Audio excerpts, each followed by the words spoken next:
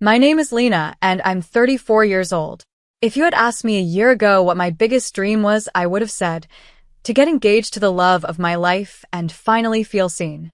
For most people, an engagement is a joyful milestone, filled with laughter, love, and hope for the future. For me, it was the moment I chose to reclaim my voice after a lifetime of being silenced. I live in a city called Rosefield, a quiet yet charming place nestled just outside a major metropolitan area.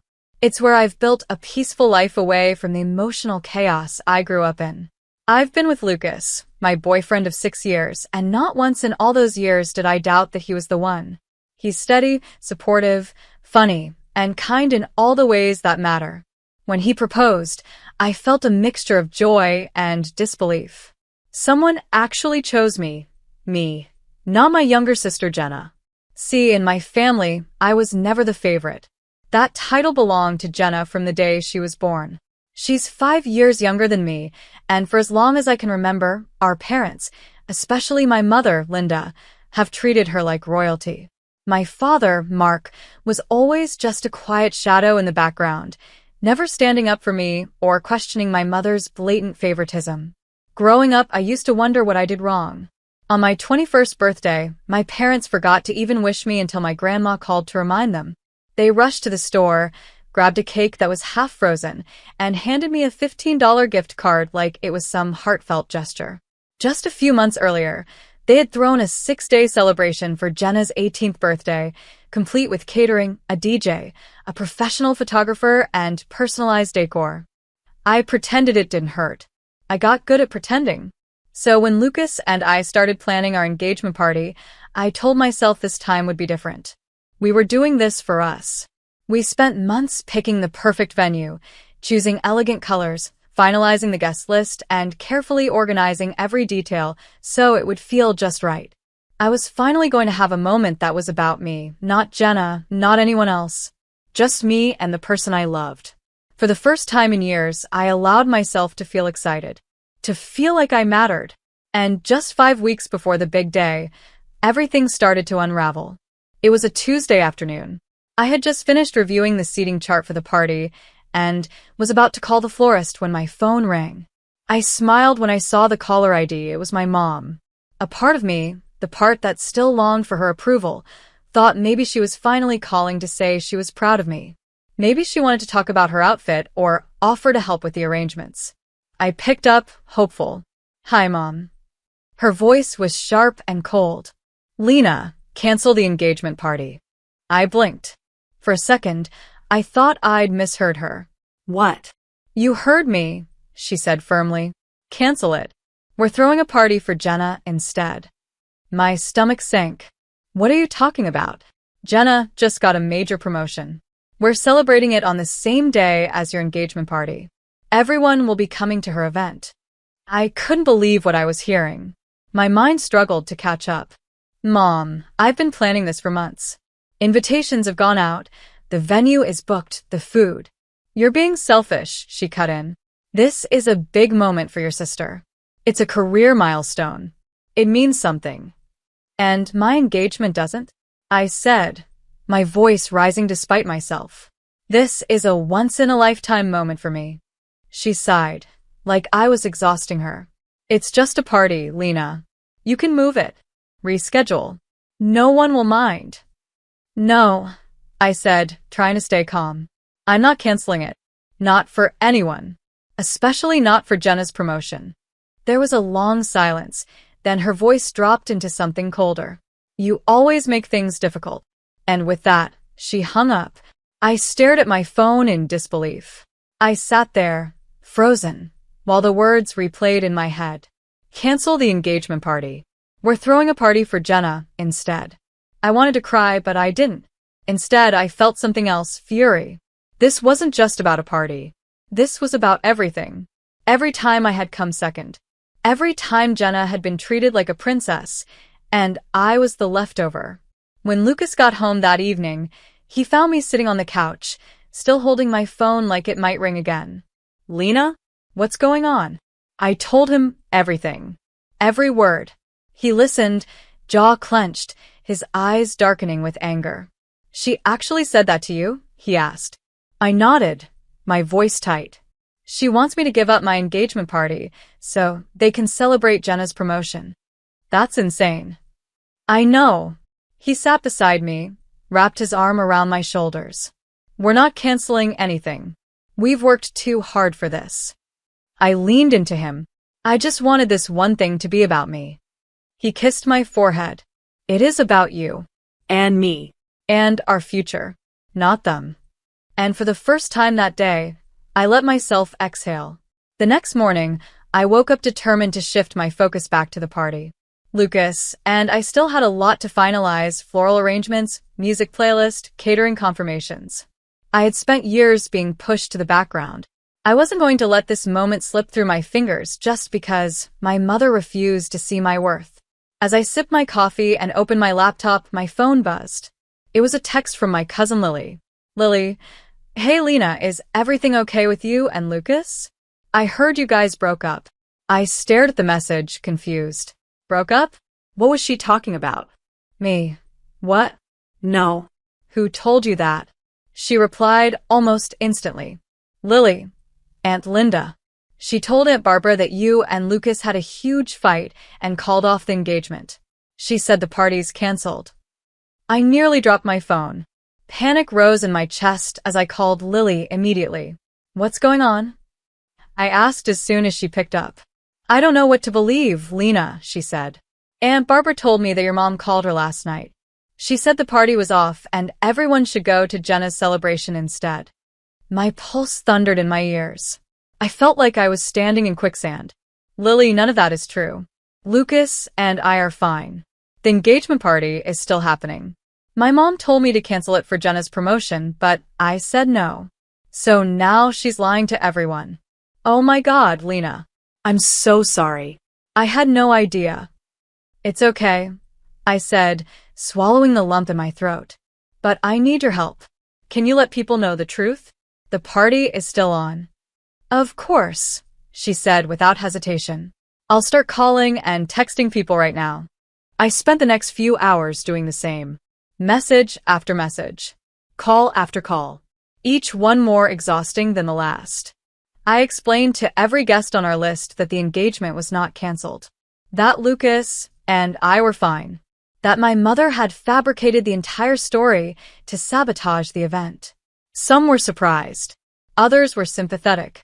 A few had already RSVP'd to Jenna's event, assuming mine was no longer happening. I didn't have the energy to convince them otherwise. All I could do was tell the truth. By the time Lucas got home that evening, my voice was hoarse and my fingers ached from typing.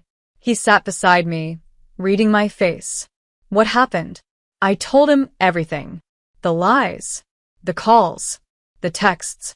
That's it, he said, his voice firm. We're done with them, Lena. Your mom, your dad, Jenna, all of them. I nodded slowly. I know you're right, but it still hurts. Lucas took my hand in his. You've done nothing wrong. You're allowed to celebrate your happiness. If they can't be part of that, then they don't deserve a seat at the table. I looked into his eyes and saw only love, only loyalty. That night, we posted a public message on social media to all our friends and family, clarifying the confusion. I wrote, to everyone who received mixed information, our engagement party is still happening as planned. Lucas and I are very much together and excited to celebrate with those who truly support us. We look forward to seeing you there. It was direct. Polite. But it carried a quiet strength I hadn't known I possessed until now. As I lay in bed that night, staring at the ceiling, I felt tired. Not just physically, but emotionally. My own mother had tried to ruin my engagement. And yet, I wasn't going to let her succeed. Not this time. The next day, I decided to visit my Aunt Barbara in person. I couldn't ignore the sinking feeling in my chest that told me more lies had been spread, and I needed to face them.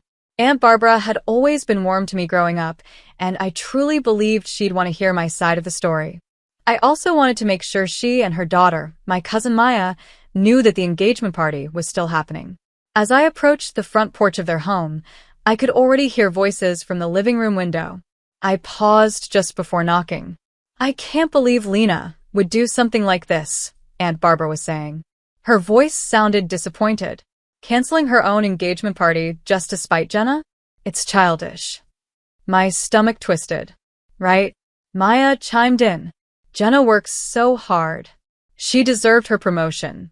It's not her fault Lena's always bitter about being in the background. I froze. So this was what they thought of me. Before I could second-guess myself, I stepped inside and cleared my throat. They both turned, startled. Is that really what you think of me? I asked, keeping my voice steady, even though my heart was pounding. Aunt Barbara quickly stood up, her expression shifting to discomfort. Lena, sweetie, we didn't hear you come in. Obviously, I replied coolly. I came to personally invite you to my engagement party, but it sounds like you've already made up your mind about me. Maya at least had the decency to look embarrassed. We didn't mean it like that. Save it, I said, my tone sharp but calm. Tell me exactly what my mother told you. For the next hour, I listened as they laid out the twisted story Linda had spun. According to her, I had flown into a jealous rage when I heard about Jenna's promotion.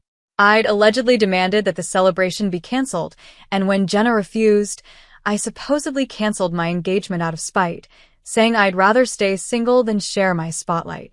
It was a cruel and calculated lie, crafted perfectly to make me look ungrateful, dramatic, and selfish.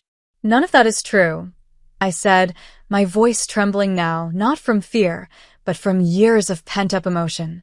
She called me and demanded I cancel my party. When I said no, she made up this story and spread it to everyone. Barbara and Maya exchanged guilty glances. For the first time, they looked like they truly believed me. I'm sorry, Lena, Aunt Barbara said sincerely. We should have come to you first. We shouldn't have assumed. I nodded, swallowing hard. I've spent my entire life trying to be enough for that woman, and all she's ever done is push me aside. I'm done letting her rewrite my story. There was a long pause. Please, I said softly, help me undo this. I just want to celebrate something that matters to me. For once. We will, Maya said. We'll make some calls. As I walked out of the house, the air felt a little lighter. Not because everything was suddenly okay, but because for the first time, I wasn't afraid to tell the truth, even when it hurt. Still, deep down, I knew this wasn't over. Linda wasn't done. And something told me she'd show up at the party. The night of our engagement party arrived faster than I expected. Lucas and I had worked so hard to repair the damage my mother had caused, and now, as the lights sparkled above the garden venue and soft music drifted through the air, I allowed myself to smile. For once, I felt like the center of something beautiful. The guests who truly cared about us were there. Cousins, friends, Lucas's family, a few of my aunts and uncles who saw through the drama. Even Aunt Barbara and Maya showed up, offering me a warm hug and a simple, "We're so glad we came." Everything looked magical. The white tent glowed from within, the string lights shimmered like stars, and the air was filled with soft laughter and clinking glasses. The band played our favorite jazz standards, and Lucas held my hand tighter every time someone offered congratulations. For a brief moment, I believed I had finally escaped the shadows of my past. And then I saw them. Standing at the edge of the crowd, arms crossed and expressions cold, were my parents, Linda and Mark. I hadn't invited them. I hadn't even told them the final time and location. But there they were, storm clouds in the middle of a perfect sky. Lucas stepped forward, protective. "Do you want me to ask them to leave?" I shook my head. "Let's see what they do." Linda didn't wait long. She marched toward me, her heels echoing sharply across the patio. The music faltered slightly as people turned to watch. "You really went through with this?" she snapped, loud enough for half the room to hear. I looked her straight in the eyes. Yes. I did. "I told you to cancel this party," she screamed. "But no, you just had to make a scene. You humiliated your sister. You embarrassed this family." "Linda, that's enough," Lucas said, stepping in between us. "No," she shouted, pushing past him. "I'm her mother, and she refuses to listen." Guests gasped. People started whispering. I tried to keep calm, but my voice was shaking. This is my engagement, Mom. Mine. Not Jenna's. Not yours. I should have known you'd ruin everything, she shouted. And then she did it. In one sudden motion, Linda lunged toward the small platform where speeches had been made earlier and grabbed the microphone stand, a heavy, black, metal frame. Mom, don't, I said, taking a step back. But it was too late. In a blinding moment of rage, she swung the mic stand hard across my shoulder and the side of my head. The metal cracked against my skull with a sickening thud. The crowd screamed. My knees buckled, and I collapsed to the ground. Everything blurred. I heard someone yell, "Call 911," and then Lucas shouting my name. Blood ran down the side of my face as I tried to lift my head. My vision swam with light and shadows. I could hear Lily's voice trembling on the phone with emergency services, her words quick and panicked. Within minutes, flashing red and blue lights lit up the venue. The police arrived with paramedics right behind them. Guests moved aside as officers ran in, separating Linda from the chaos. Lucas was kneeling beside me, holding a cloth to my wound, his face pale with fear. She hit her with a mic stand. Someone told the police. On the head. Unprovoked. The officer didn't wait. Linda was handcuffed on the spot, her mouth still running, her voice now frantic. I didn't mean. She provoked me. This is all a misunderstanding. But no one believed her. I was lifted onto a stretcher, my body aching and my heart hollow. As they wheeled me toward the ambulance, I caught one last glimpse of my mother, sitting in the back of a police car, her face twisted in rage and disbelief. And as the ambulance doors closed, I felt something strange. Relief. For the first time in my life, someone had held her accountable. The ride to the hospital was a blur. The lights above me in the ambulance were too bright, the siren too loud. But the pain in my shoulder and the pounding at the side of my head kept me anchored in the moment.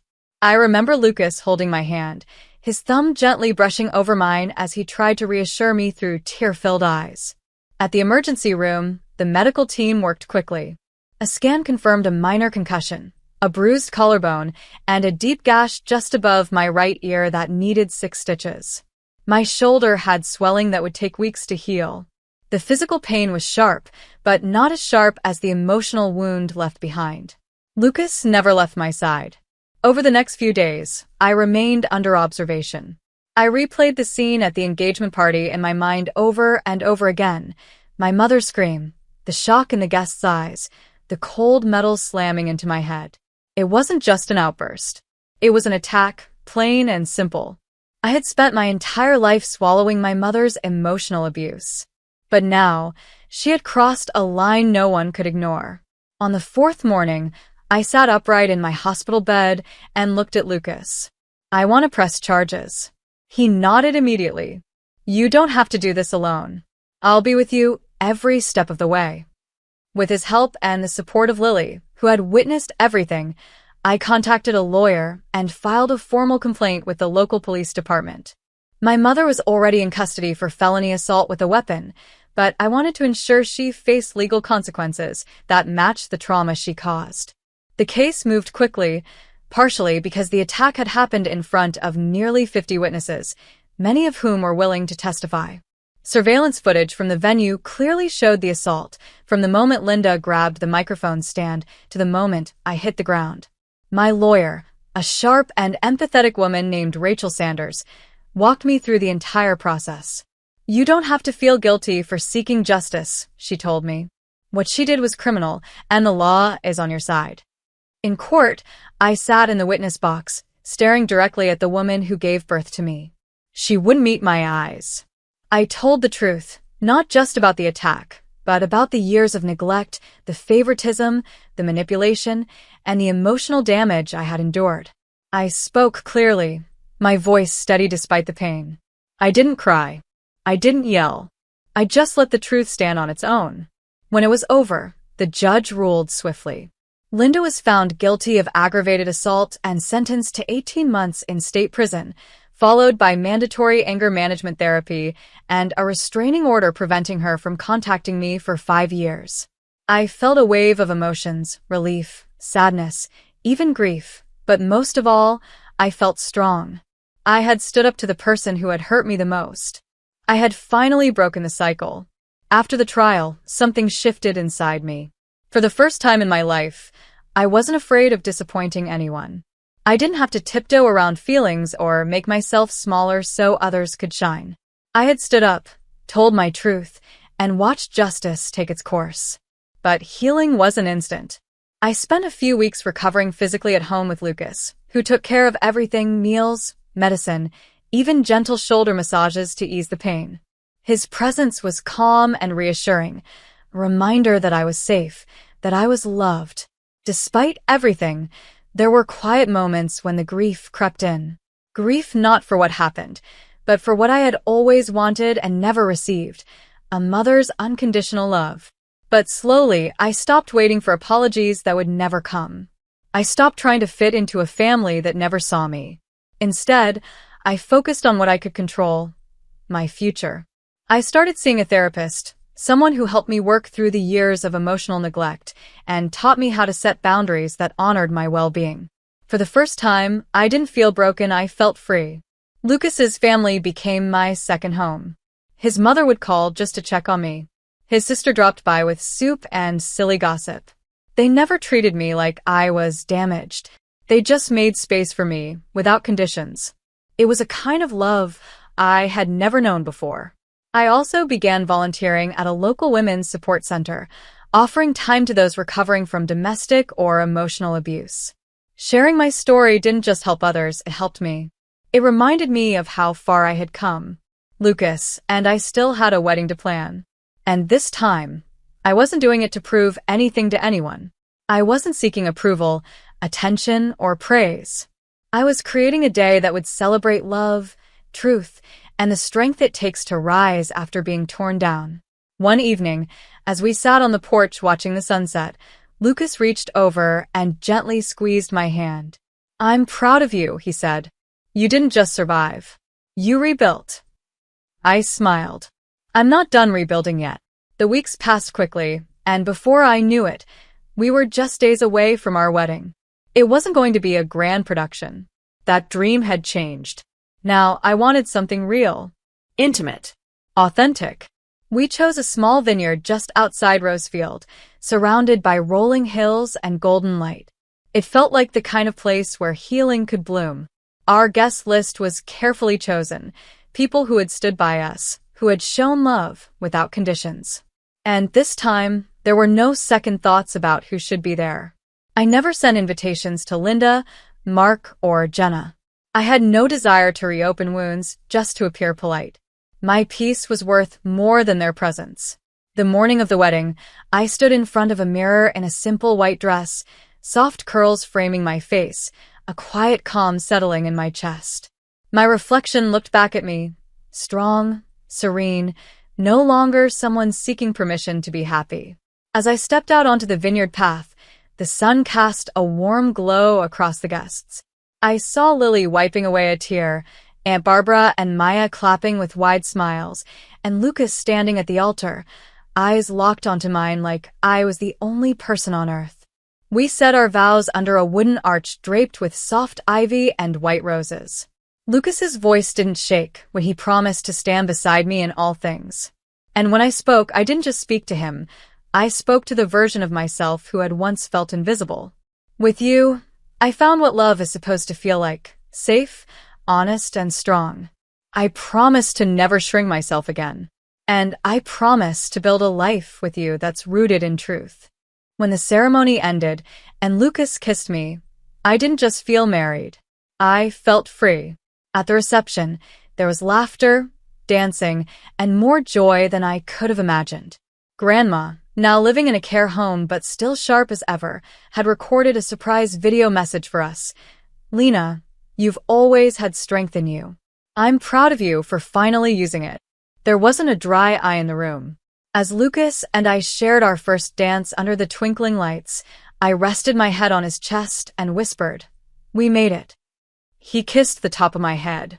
Yes, we did. This wasn't just the end of a long road. It was the beginning of my own story, one I was finally writing for myself. A story no one else would control. A story filled with love, peace, and the kind of strength that only comes from walking through fire and choosing to keep going anyway. A week after the wedding, I found myself sitting alone in our sunlit kitchen, pen in hand, staring at a blank page. There were no guests, no noise, just the quiet hum of a new chapter beginning. I started writing without thinking. Dear Mom, I don't know if you'll ever read this. Maybe I'll never send it. But there are things I need to say, not for you, but for me. I wrote about the years of silence, the moments she had looked through me like I didn't exist. I wrote about the birthday she forgot, and how I smiled through it anyway. About the time she told me to cancel the most important celebration of my life, just to uplift someone else's moment. You taught me a lot, Mom. Not by love, but by absence. Not through support, but through the lack of it. And strangely, I'm stronger for it. I didn't write to forgive. I wrote to let go. By the time I finished, my hand ached, but my heart felt lighter. I folded the letter and placed it in a drawer. Not to be mailed, but to be released. Because the truth is, I didn't need her apology to move on. I had already set myself free. Thank you for watching Lena's powerful story of strength, betrayal, and self-discovery. If this story moved you or reminded you that no one has the right to dim your light, please give this video a thumbs up, leave a comment to share your thoughts, and don't forget to subscribe for more true-life inspired stories like this one. Your support means the world to us and helps bring more voices like Lena's to life. Until next time, stay strong, stay kind, and always choose your worth.